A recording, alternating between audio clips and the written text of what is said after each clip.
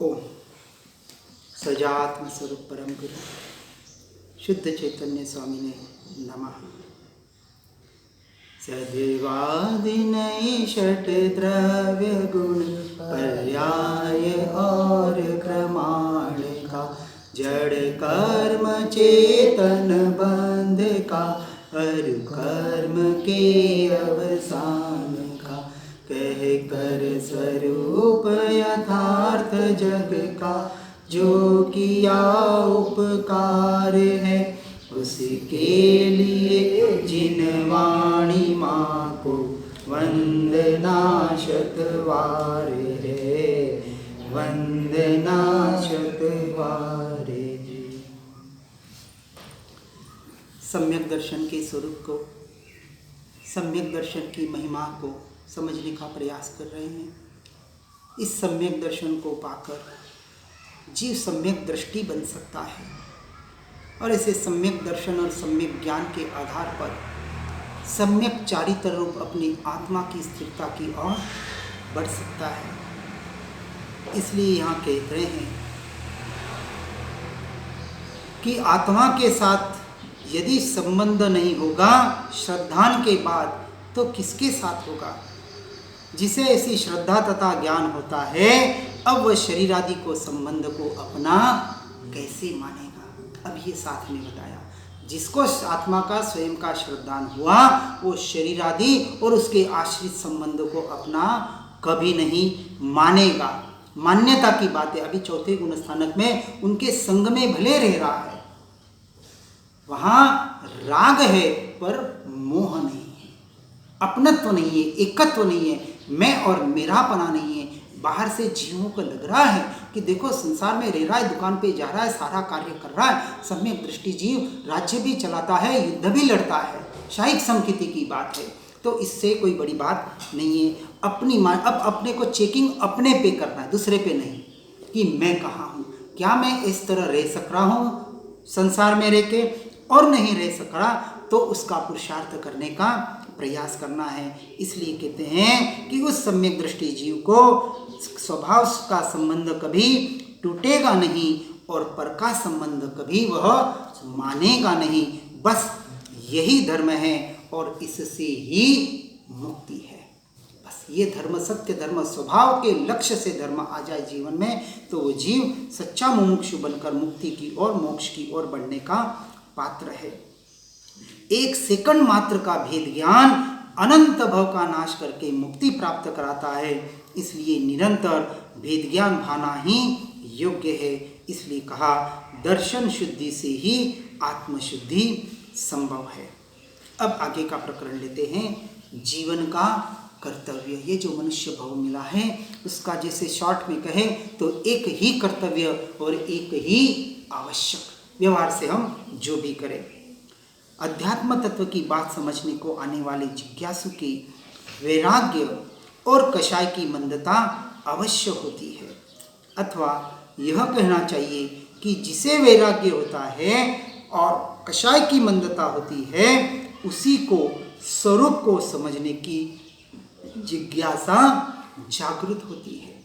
यानी हम जैसे अपेक्षा से कहते कि उसकी काल लब्धि अब पक चुकी है। जो बैठ रहे हैं अभी सुन रहे हैं और सुनकर ठीक है, अब चारित्र रूप परिणमन कितना हो रहा है, वो पुरुषार्थ कितना कर पा रहे हैं, ये आगे का विषय। कम से कम सुन रहे हैं, समझने का प्रयास कर रहे हैं, तो आज नहीं तो कल वो जागेंगे ही जागेंगे। इसलिए कहा कि मंद कषाय की बात तो सभी करते हैं, किंतु सर्व कषायों से रहित अपने आत्म तत्व के स्वरूप को समझकर जन्म मरण के अंत की निशंकता आ जाए, ऐसी बात जिन धर्म में ही बताई गई और कहीं भी नहीं बताई गई है। अनंत काल में तत्व को समझने का सुयोग प्राप्त हुआ है और शरीर के छूटने का समय आ गया है। इस समय भी यदि कषाय को छोड़कर आत्म स्वरूप को नहीं समझेगा तो फिर कब समझेगा। इसलिए फिर कहते हैं मरने के बाद समझेगा। यदि सच्चा मुमुक्षु होगा तो क्या जवाब देगा? मैं कहाँ मरने वाला हूं। अब समझ गया वो समझ गया मैं तो मरने वाला नहीं हूँ, मेरा जन्म नहीं, मेरी मृत्यु नहीं। तो वो तो यही कहेगा मरने के बाद क्यों, मैं तो अभी समझ रहा हूँ और अभी समझना है इसी क्षण मुझे, अभी मुझे अपने भीतर जाना है। ये मुमुक्षु का लक्षण है। इसी को कषाय भाव का छूटना कहा। अनंतानुबंधी कषाय की भी बात हो रही है। हमने सिर्फ कषाय यानी क्रोध, मान, माया, लोभ, एक ही बस ये 4 कषाय नहीं, ये जो 4 प्रकार से प्ररूपण किया गया है शास्त्रों में गुणस्थानक के आधार पर। तो अनंतानुबंधी यानी सबसे पहले देहात्म बुद्धि छूटती है। मैं मेरापना जो परद्रव्यों और प्रभावों में था वो छूटता है, फिर वो क्रियाएं छूटती है। हम क्रियाएं छोड़ने के पीछे पड़े हुए हैं। और यहाँ कषाय, ये जो मान्यता, अनादिकाल का ये मिथ्यात्व, ये अज्ञान दशा, वहाँ से छूटने का जो सच्चा पुरुषार्थ कर रहा है वही सच्चा मुमुक्षु है, मोक्ष का अभिलाषी है। इसलिए कहते हैं कि पुरुषार्थ सिद्धि उपाय में कहा गया है कि पहले जिज्ञासु जीव को सम्यक दर्शन पूर्वक मुनि धर्म का उपदेश देना चाहिए। कैसे? सम्यक दर्शन पूर्वक। सीधा मुनि धर्म का उपदेश नहीं दिया जाता है, दीक्षा ले लो और मोक्ष में चले जाओ। अरे इतनी अनंत बार दीक्षाएं ले ली, क्यों नहीं मोक्ष हुआ? क्योंकि सम्यक दर्शन पूर्वक की दीक्षा आई नहीं, आज दिन तक ली दीक्षा। इसलिए कहा जिस भाव में मोक्ष होना होगा उस भाव में ऐसा वैराग्य हम यहाँ से लेके जाएंगे कि मुनि दीक्षा भी होगी और केवल ज्ञान भी होगा और मोक्ष भी होगा ही होगा, क्योंकि सारी एक समय की पर्याय मात्र है। इसलिए यहाँ पहले सम्यक दर्शन प्रकट करने की बात कही जा रही है, क्योंकि गुणस्थानक के आधार से ही चलना पड़ेगा। आत्मज्ञान त्या मुनिपुण, यानी आत्मज्ञान होते ही मुनिपणा नहीं आया। जो मुनि आत्मज्ञान सहित है वही मुनि है, ऐसा कहा है। आत्मज्ञान तो चौथे गुणस्थानक में आता है और मुनि दशा छठे गुणस्थानक की बात है, जो अंतर्मुहूर्त अपने स्वरूप में लीन हो रहे, शुद्धोपयोग में आ रहे हैं। इसलिए कहते हैं, हे भाई, मानव जीवन की देह स्थिति पूर्ण होने पर यदि स्वभाव की रुचि और परिणति साथ में न ले गया तो तूने इस मानव जीवन में कोई आत्म कार्य नहीं किया। ये संस्कार साथ में क्या जाएगा? संस्कार जाएगा। संस्कार को, कौन से संस्कार को? अपनी आत्म संस्कार को। मैं आत्मा ही हूं, बस ये संस्कार साथ में लेके जाना है और मैं कुछ भी नहीं हूं। एक पर द्रव्य में, पर भावों में अंश मात्र भी, अणुमात्र भी मैं नहीं और मेरा नहीं। सब कुछ मैं और मेरापना मुझ में ही समाया हुआ है और मेरे अतिरिक्त अब मुझे कुछ भी नहीं चाहिए। ऐसा टंकोत्कीर्ण निर्णय, ऐसा संस्कार साथ में लेके जाना है तो समझना कि मानव जीवन का पाकर मैंने मोक्ष का कार्य किया, अपनी आत्मा का कल्याण किया। शरीर त्याग करके जाने वाले जीव के साथ क्या जाने वाला है?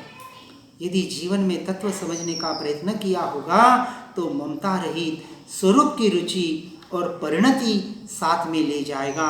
और यदि ऐसा प्रयत्न नहीं किया तथा पर का ममत्व करने में ही जीवन व्यतीत कर दिया तो उसके साथ मात्र ममता भाव की आकुलता के अतिरिक्त कुछ भी जाने वाला नहीं। यही अज्ञान दशा, यही मिथ्यात्व, अनादि से ढोए जा रहे बोझा।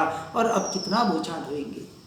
बोझा लगे तो सही, क्योंकि अरूपी है, वेटलेस है, बोझा लगता नहीं है। अब अनंत अनंत जन्मों के अनंत कर्म पड़े हुए, कहाँ कर्म बताओ भाई? दिखते तो नहीं है। ये 60, 70, 80 किलो का शरीर लगता है, चलो इसका तो वजन है, ये इसका वजन तो लगता है। कोई कहे कार्बन शरीर, कोई तेजस शरीर, कौन से आत्मा का शरीर, उसके आत्मा के प्रदेश बताओ ना, उस कहाँ है और उसका वजन कितना? आप कहते हो अनंत कर्म, तो टनों का वजन होना चाहिए ना। 10 टन, 20 टन, कितने कर्म पड़े हैं? वेटलेस है, अरूपी है, पर है पुद्गल के परिणमन, क्योंकि अरूपी पुद्गल भी होता है, फिर भी उससे स्पर्श वर्ण रसगंध होता है। तो ऐसे जो, क्योंकि स्पष्ट है ये भाषा वहाँ से वहाँ तक पहुँच रही है। ये बताओ कहाँ है भाषा? आज हम मोबाइल पे अमेरिका से चाहे जहाँ से दुनिया में बात कर सकते हैं। वो ये पुद्गल के परमाणु परिणमित हो रहे हैं, बताओ कहाँ है परमाणु? ये मनोवर्गणा परिणमित हो, ये मन से बात की जा सकती है, मीलों दूर तक बातें करते थे पहले के ऋषि मुनि। यहाँ बैठे बैठे वो मन की तरंगों से बातें करते थे, कोई फोन की जरूरत नहीं थी, टेलोपैथी थी, यहाँ मनोपैथी थी, मन से। तो ये सारा परिणमन पुद्गल का हो रहा है, क्योंकि एक क्रियावती शक्ति उसमें है, जो 47 शक्तियां बताई गई है। वैसी एक क्रियावती शक्ति जीव द्रव्य में भी पड़ी हुई है, जीव तत्व में पड़ी हुई है। दोनों का परिणमन उस क्रियावती शक्ति के द्वारा परिणमित हो रहा है। तो अपना अपना परिणमन अपने से अपने में हो रहा है, बस इसी को जानना है। और इस जान को क्या करना है? पर को पर मानना है और स्व को स्व मानना है। टंकोत्कीर्ण निर्णय, इसका नाम सम्यक दर्शन। काम इतना सही है। अब इसके लिए जो आपको करना पड़े, आप किस विधि से करते, आपकी मर्जी। हमारे पास तो भेद ज्ञान के अलावा दूसरा रास्ता नहीं है। इसलिए आचार्य देव कहते हैं कि चेतना के द्वारा आत्मा का ग्रहण करना चाहिए। चेतन, चैतन्य और चेतना। चेतना यानी पर्याय, चैतन्य गुण और चेतन आत्मा को कहा गया। तो द्रव्य गुण पर्याय के द्वारा और तीनों की एक रूपता का नाम सच्चा धर्म है, द्रव्य दृष्टि है। जिसने चेतना के द्वारा शुद्ध आत्मा को जान लिया। अब यहाँ क्या बताया, साधन कौन सा बताया, हम बार बार यही कहते। अब ये जो पर्याय, ये जो मेरी जानने रूप चेतना, ये ज्ञान की चेतना, ये निरंतर अपने ज्ञान को जाने और ये ज्ञान अपने अनंत गुणों के साथ असंख्य प्रदेशों में मिलकर उस द्रव्य की ओर दृष्टि करे। वो अखंड अभेद एक द्रव्य, ध्रुव तत्व, बस यही दृष्टि का विषय बने। जे दृष्टा छे दृष्टि, उस दृष्टि का विषय यह दृष्टा यानी द्रव्य बने, उसे कहा द्रव्य दृष्टि। तो पर्याय से हट गया, वो पर्याय शुद्ध हो गई, उसी क्षण हो गई। अब पर्याय को शुद्ध करना रहा कहाँ, तो सब कुछ काम पर्याय में हो रहा है। इस प्रकार से चेतना के द्वारा शुद्ध आत्मा को जान लिया है। वह कभी भी पर पदार्थ का या पर भावों को आत्म स्वभाव के रूप में ग्रहण अब नहीं करता है, नहीं करेगा, किंतु शुद्धात्मा को ही अपने रूप में जानकर उसका ही ग्रहण किया करता है। इसलिए वह सदा अपनी आत्मा में ही है। इसलिए सम्यक दृष्टि जीव चौथे गुणस्थानक से लेके ऊपर के सारे गुणस्थानक, भले उसके परिणति का कालावधि का वहाँ भेद हो सकता है गुणस्थानक के अनुसार, लेकिन वहाँ मान्यता में जो टंकोत्कीर्ण हुआ है सिर्फ इतना है, चौथा गुणस्थानक फोटोग्राफी है और 13वां गुणस्थानक वीडियोग्राफी है। फोटोग्राफी में क्लिक हो गया, यही मैं। अब वो जब फोटो देखता है तब याद आता है कि ये मेरा फोटो है। और वहाँ वीडियोग्राफी में क्या, निरंतर धारा धारा धारा धारा धारा ज्ञान की धारा निरंतर प्रवाहित हो रही है। एक समय के लिए भी अपनी ज्ञान धारा से बाहर नहीं है। वहाँ लोगों को लग रहा है आहार विहार हो रहा है या निहार हो रहा है, जो भी हो रहा है, बाहर सारा परिणमन पुद्गल का पुद्गल से पुद्गल में हो रहा है। वहाँ उनका उपयोग नहीं है। उनका उपयोग तो निरंतर अपने एकमात्र ज्ञान स्वभाव में है। ऐसी ज्ञान की धारा बहाने का हमें यहाँ पुरुषार्थ करना है, क्योंकि अनंत का काल के लिए वही कार्य करना है। जो कार्य करना है वही कार्य भी सीखना पड़ेगा। सोने चांदी की दुकान खोलनी है और आप बच्चे को कपड़े की दुकान पे बिठाएंगे, नहीं बिठा पाएंगे। अरे भाई, सोने चांदी का लाखों का करोड़ों का कल टर्नओवर करेगा, वो कपड़े के 5,000 10,000 का व्यापार उसको क्यों सिखाऊं मैं? उसको किसी स्टील के बर्तन के दुकान पे हम नहीं बिठाएंगे, उसको किसी सोने चांदी वाले के पास ही बिठाएंगे। वहाँ अनुभव करे, 1-2 साल बैठे, कहाँ से माल आता है, कैसे दिया जाता है, कैसे बेचा जाता है, कैसे बचत की जाती है, तब उसको दुकान कराएंगे। तो यहाँ भी सब कुछ करना पड़ेगा, समझना पड़ेगा, सीखना पड़ेगा, कहाँ बचत है, कहाँ पाप है, कहाँ पुण्य है, कहाँ किसको ग्रहण करना है, कहाँ से छूटना है, सब कुछ समझकर फिर अपने सत्य स्वरूप को पहचानना है, सत्य स्वरूप में स्थिर होना है। करना तो इतना ही है। इसलिए यहाँ कहते हैं कि कोई पूछे कि भगवान कुंदाचार्य देव कहाँ हैं, तो ज्ञानी उत्तर देते हैं। कोई कहते कृपाणु देव कहाँ हैं, कोई कहते स्वर्ग में है, और कोई कहते अभी केवल ज्ञान होकर वहाँ महादेव क्षेत्र में विराजमान है। अरे जहाँ भी हो, अब देखो उत्तर सुनना कि कुंदाचार्य स्वर्गाधिक बाह्य क्षेत्रों में नहीं, वो जहाँ भी है अपने में है, बस सीधी सी बात। चाहे स्वर्ग में है तो भी अपने में है, चाहे वहाँ महाविद्य में है तो भी अपने में है। कुंदाचार्य जहाँ भी है, ज्ञानी पुरुष जहाँ भी है अपने में है। वो मानते ही नहीं, वो मैं देह में भी नहीं मानते, तो ये बाहर के क्षेत्र को कहाँ से मानेंगे। अब मैं नीमच में हूँ, लेवड़ा आश्रम में हूँ, इस कमरे में हूँ, इस शरीर में हूँ, कहाँ हूँ मैं कहीं नहीं। इन कहीं में भी मैं नहीं, अपने असंख्य प्रदेशों में मैं। और जो अपने प्रदेश में आता है वो उसका स्वदेश हो गया, बाकी सारे प्रदेश। अब प्रदेश की यात्रा करने कि स्वदेश की यात्रा करने, लोगों को प्रदेश की यात्रा सुहाती है, बाहर में भी सुहाती है और निश्चय में भी सुहाती है। अब यहाँ प्रदेश की यात्रा कौन सी निश्चय में? ये पूजा पाठ स्वाध्याय सत्संग, ये भी प्रदेश की यात्रा है अपेक्षा से। जब तक निर्णय नहीं होता है तब तक हमारा साधन है। जरूर साधन छोड़ने की बात नहीं हो रही है, बार बार कहता हूँ। हाँ, पर स्वदेश का पता चल गया कि बस यही रमण करना है, तो प्रदेश से हटना पड़ेगा या उसमें अटक के बैठना है, ये भी ध्यान रखना है। अटकना नहीं है, अटक जाएंगे तो भटक जाएंगे। जो बताया गया स्वाध्याय सत्संग के माध्यम से ये व्यवहार, निश्चय से तो स्व का अध्याय ही सच्ची सामायिक है। भगवती सूत्र में बताया के सामाये अट्ठे, अप्पा सामाये अट्ठे। आत्मा ही सामायिक है और आत्मा में रमण करना ही सामायिक का अर्थ है। आत्म रमणता सामायिक है। काली कर्मी बनते बोल दिया, सावज्जम जोगम पच्चकामी पचकाड़ ले लिया और घड़ी देख ली, 48 मिनट के लिए बैठना है नहीं। भले आप बैठे 48 मिनट में, कोई निषेध नहीं है, उत्कृष्ट है, परंतु बैठें तब विचार करें। कोई ध्यान में बैठता है, अब चलो 1 घंटे का समय है, ध्यान करने बैठ जाता हूँ। कौन बैठा? मिथ्यात्व बैठा। कौन बैठता है सामायिक करने? मैंने सामायिक की, मैंने ध्यान किया, आपने मिथ्यात्व का पोषण कर लिया। सामायिक की नहीं जाती है, जिसके लक्ष्य से सामायिक होती है उस लक्ष्य पे हमें कंसंट्रेशन करना है। तो बैठते वक्त क्या विचार करेंगे? इस शरीर को सामायिक यानी अपनी आत्मा का ध्यान करने के लिए बिठा रहा हूं।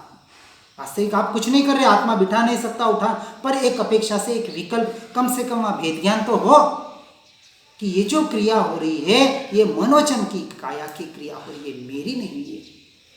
मन योग, वचन योग, काय योग ये बाहर के योग है, मेरे नहीं है। मेरे योग कौन से? दर्शन ज्ञान चारित्र, यह मेरे वास्तविक परमार्थ योग है। और उसमें आने के लिए ये बाहर के साधन हैं, ये भी बहुत दूर के साधन हैं। यदि ये साधन सही नहीं होंगे तो क्या मैं अपनी आत्मा में नहीं रह पाऊंगा? हाँ, जब तक स्थिरता नहीं आती है, सम्यक दर्शन नहीं होता है, तब तक ये साधन है। उसके बाद ये भी साधन की, इस साधन की भी जरूरत नहीं है। यदि इस साधन की जरूरत पड़ती तो सिद्धों को शरीर होना चाहिए था अपने स्वरूप में रहने के लिए। इसलिए स्वरूप में रहने के लिए मान्यता में होना चाहिए कि इस साधन की भी मुझे अपने में रहने के लिए जरूरत नहीं है। अभी पड़ रही है, ये मेरी कमजोरी है, तो उसका उपयोग करना है। क्योंकि भावमन के द्वारा ही, उन विकल्पों के द्वारा ही हम भीतर जा सकते हैं। अभी विकल्प साधन है हमारे लिए, मन साधन है, उसको यथा योग्य उसका उपयोग करना है। इसलिए कहा कि बाह्य क्षेत्रों में नहीं, जैसे ज्ञानी पुरुष अपने में है वैसे ही मैं जहां भी रहूंगा अपने में रहूंगा। अब इस दृढ़ता को दृढ़ करना है। उन्होंने तो कर लिया, उनके काम से हमारा काम होने वाला नहीं है। हमारा काम करने के लिए, हमारा पेट भरने के लिए हमें ही खाना पड़ेगा, चबाना पड़ेगा, अंदर भीतर उतारना पड़ेगा। फिर अंदर का काम अपने आप होते रहेगा। फिर आपको, आपने हल्दी खाई, नमक खाया, वो खाया, अब किसका परिणमन क्या होना, वो तो पेट का काम है। अब वो सप्त धातु से बनाएगा और जो रहा वेस्टेज उसको बाहर निकाल देगा। अब यहाँ हमें जागृति रखनी है कि जब हम खाया पिया तब भीतर, किसके भीतर गया, ये श्वास भीतर जा रही है, किसके भीतर जाइए, कितनी जागृति रहती है। यदि रहती है तो धर्म है, और नहीं रहती है तो कितना पढ़ा कितना सुना, अभी तक पाया नहीं। खाते खाते पीते पीते जागृति, ये किसी और के शरीर में जा रहा है, ये सांसें किसी और के शरीर में जा रही है, ते ये 10 प्राण किसी और के लक्षण हैं, मेरे नहीं है। मेरे भीतर कुछ नहीं गया। जब ठल्ला मात्रा जाते जंगल में जाते हैं तो लेटरिन बाथरूम जाते हैं, पसीना आता है, कफ वगैरह बाहर निकलता है, कितनी जागृति रहती है कि मेरे से कुछ नहीं निकला। हम इसी का अभ्यास देते हैं, निरंतर इसका अभ्यास करो। न मैंने कुछ ग्रहण किया, न मेरे से कुछ त्याग हुआ। व्यवहार से भले कहा जाता है, यहाँ हम परमार्थ समझ रहे हैं। न अंश मात्र भी मेरे में कुछ बढ़ने की जरूरत है, न आज दिन तक अंश मात्र भी अनंत अनंत भाग तक मुझसे कुछ व्यय हुआ है, त्याग हुआ है या कम हुआ है। ऐसा अगुरु लघु स्वभाव वाला मैं, न कभी बढ़ा न कभी घटा, ऐसा परिपूर्ण चैतन्य तत्व वही मैं। ये जागृति कब रहनी चाहिए? खाते पीते वक्त, ठल्ला मात्रा जाते जंगल में जाते तब, जब शरीर से कुछ अशुचि पदार्थ निकलते तब, जब भीतर जाता है तब। ये क्या है? भीतर गया, किसमें गया और उसका क्या होने वाला है? और स्पष्ट सा विचार करें आप। देखो, विचार करें कि निरंतर परिणमन शरीर का कैसे हो रहा है या नहीं हो रहा है। जो हम खा रहे हैं वो आज दिन तक कितने टन खाया? कितने टन खाया? टनों से खाया। कहाँ गया सारा? चलो हम कहेंगे कि 80-90% मलमूत्र से गया। अरे 10% तो बढ़ना चाहिए ना। हाँ, रोज खा रहे 2-2 किलो खाना, जितना भी खा रहे, जो भी, अब ये सब गया कहाँ? तो स्पष्ट बात है, ये परमाणु भी बदल रहे हैं, सारा शरीर बदल रहा है, नए नए परमाणु बन रहे, नया खून बन रहा। जो खा रहे पी रहे, तो पुराना कहाँ गया? गया बाहर। हाँ, इसी का नाम तो ग्रहण त्याग है। ये पुद्गल कर रहा है, और आत्मा तो त्यागोपादान शून्यत्व शक्ति वाला है, क्योंकि अगुरु लघु स्वभाव वाला है। उसे न तो कुछ ग्रहण करना है, न कुछ त्याग की जरूरत है। तो ग्रहण त्याग ही अधर्म है। मानना मैंने कुछ ग्रहण किया और मैंने कुछ त्याग किया, ये मान्यता। आप ग्रहण कर रहे, त्याग कर रहे हो, व्यवहार का विषय है। मान्यता में टंकोत्कीर्ण होना चाहिए। ये त्यागोपादान शून्यत्व शक्ति बताई।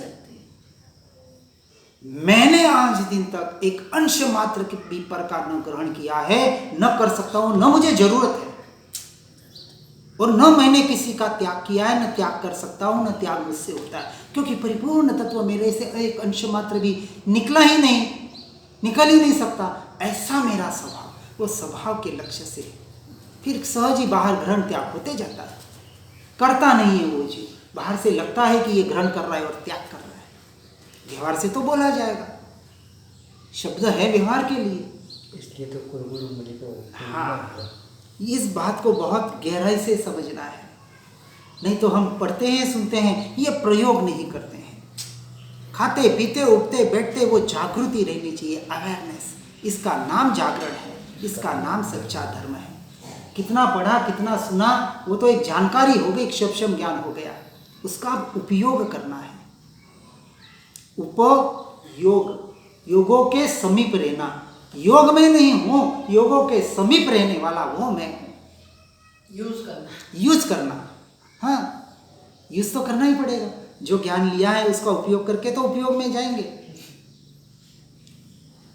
तो उपयोग तो स्वभाव है, उस स्वभाव के द्वारा अपने स्वभाव में आना है। क्योंकि जो एक एक लक्षण, जो 6 लक्षण नवतत्व प्रकरण में बताए जाते हैं जीव के, उसमें उपयोग लक्षण हम कहा। क्यों उपयोग पे जोर दिया? क्योंकि ये भटकाने का काम भी उपयोग कर रहा है और भीतर लाने का काम भी ये उपयोग करेगा। किसके द्वारा? ज्ञान गुण के द्वारा। तो ज्ञान गुण की महिमा बताई साथ में, और ज्ञान गुण से उस दर्शन को पाना सर्वोत्कृष्ट महिमा सम्यक दर्शन की बताई। तो सम्यक दर्शन के पहले सम्यक ज्ञान लेना पड़ेगा, और सम्यक ज्ञान के बाद उस उपयोग का उपयोग करना पड़ेगा। तो सम्यक ज्ञान बाहर के उपयोग से प्राप्त किया। अब इस बाहर के उपयोग से, बाहर के सम्यक ज्ञान से ये 9 पदार्थ, 9 तत्व, 6 द्रव्य, या जो भी जीव स्थानक, मार्गणा स्थानक, वर्गणा स्थानक, गुण स्थानक, जो भी स्थानक पड़े, अब हम इन स्थानकों में अटके हुए हैं। इन स्थानकों से भी पार होना है।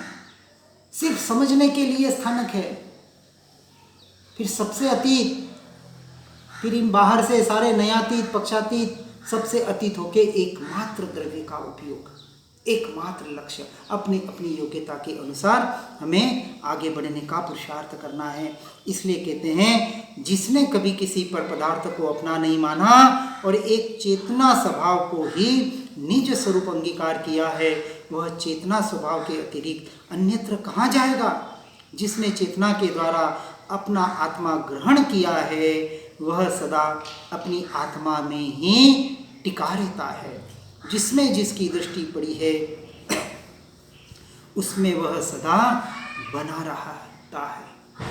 जिसमें जिसकी दृष्टि पड़ी है, अब यदि दृष्टि का विषय पर द्रव्य प्रभाव है तो अज्ञान दशा में बाहर और बाहर ही भटकने वाला है। जिसके दृष्टि का विषय दृष्टा है वो अपने स्वभाव में आता है, वो निश्चय से मोक्ष का अधिकारी बनने वाला है। इसलिए दृष्टि का विषय, इसलिए कहा बिना नयन पावे नहीं, बिना नयन की बात। ये नयन का अर्थ ही दृष्टि है और पर्याय दृष्टि, द्रव्य दृष्टि, दोनों दृष्टि को यथार्थ समझकर पर्याय दृष्टि को नास्ति से हटने के लिए समझना है। ज्ञेय, हेय, उपादेय। ज्ञेय यानी जानना। सारे 6 द्रव्यों के पदार्थों के द्वारा 2 द्रव्य के पदार्थ को, जीव पदार्थ के स्वरूप को और पुद्गल पदार्थ के स्वरूप को, दोनों वस्तु के स्वरूप को, स्वभाव को समझा, जाना। और जाना किस लिए दोनों को जानना? क्योंकि एक से हटना है, एक हेय है, 100% छोड़ने योग्य है, 100% अंश मात्र भी ग्रहण करने योग्य नहीं है। परमाणु मात्र भी, एक परमाणु मात्र नहीं, जो समय सारजी गाथा में आता है। मेरा है ही नहीं है, आप चाहे तो भी ग्रहण नहीं कर सकते। ये तो हम मान्यता में ही ग्रहण और त्याग कर रहे हैं, ये मान्यता को ही तो बदलना है। आज दिन तक अंश मात्र भी ग्रहण किया नहीं, कर सकता नहीं, अंश मात्र भी त्याग किया नहीं, कर सकता नहीं, कौन से त्याग की बात आई फिर? हाँ, वापस समझना है, व्यवहार से जो है यथा योग्य अपने तरीके से करें, पर साथ में निश्चय को रखा, नहीं तो अहंकार आ जाएगा। मैंने इतने ज्ञान को ग्रहण किया, इतने शास्त्र याद किए और मैंने बाहर से इतना त्याग किया, करोड़ों का, लाखों का, और इस शरीर का भी अब त्याग कर रहा हूं संथारे में। और क्या करते हैं? सच्चा संथारा तो सम्यक दृष्टि को ही होता है, उसे ही समाधि मरण और पंडित मरण कहा गया, जो अपनी आत्मा के लक्ष्य से देह छोड़ देता है या देह से छूट जाता है। वहां उसे मर रहा हूं ये भाव नहीं, मैं देह छोड़ रहा हूं, छूटेगा। आयुष्य कर्म, कर्म का कार्य कर्म कर रहा है, आयुष्य कर्म पूरा होगा, ये देह छोड़ के दूसरी देह को धारण करने वाला है। ठीक है, ओके, कोई प्रॉब्लम नहीं। अब लेवड़ा में आए थे, लेवड़ा से वापस अपने घर चले जाएंगे, क्या फर्क पड़ गया? कोई फर्क नहीं पड़ने वाला। बस वैसे ही शरीर में आए थे, शरीर को छोड़ के दूसरी जगह, लेकिन यहाँ भी मैं था, वहाँ भी मैं तो रहूँगा, लेवड़ा में भी मैं तो था। अब शरीर था, यही शरीर घर पे जाएगा तो बदल जाएगा क्या? निश्चय से देखे तो क्षण क्षण बदल रहा है, वापस समझना, उसी फट से स्ट्राइक होना चाहिए। अरे शरीर भी तो क्षण क्षण बदल रहा है, और आज साइंस ने प्रूव कर दिया। साइंस तो एक क्षण में 60,000 बार कर रहा है, एक सेकंड में। यहाँ तो हमारे ज्ञानी पुरुषों ने, महापुरुषों ने कह दिया, तीर्थंकरों ने, केवलियों ने, हर समय बदल रहा है, हर समय पर्याय बदल रही है, पुद्गल की भी बदल रही है और जीव की भी बदल रही है। अब पर्याय दृष्टि छोड़कर, कौन सी पर्याय दृष्टि? पुद्गल की पर्याय दृष्टि नहीं, अपनी पर्याय दृष्टि छोड़कर अपने द्रव्य पर दृष्टि करनी है। और द्रव्य पर दृष्टि करने का एकमात्र सर्वोत्कृष्ट साधन हमारी ही पर्याय है, उपयोग। उपयोग लक्षणम, उपयोग का उपयोग करके बाहर जाते हुए उपयोग को हर जीव अपने भीतर लाने का पुरुषार्थ करे, प्रयास करे, इस सत्य धर्म को समझे और इसी में निरंतर आगे बढ़ने का प्रयास करे। जिनाज्ञा विरुद्ध कुछ भी कहने में आया हो तो मिच्छामि दुक्कड़म। जिन वाणी के ज्ञान से हो सम्यक श्रद्धा, हो चारित्र महान पाऊं पद निर्वाण। जिन वाणी के ज्ञान से सूझे लो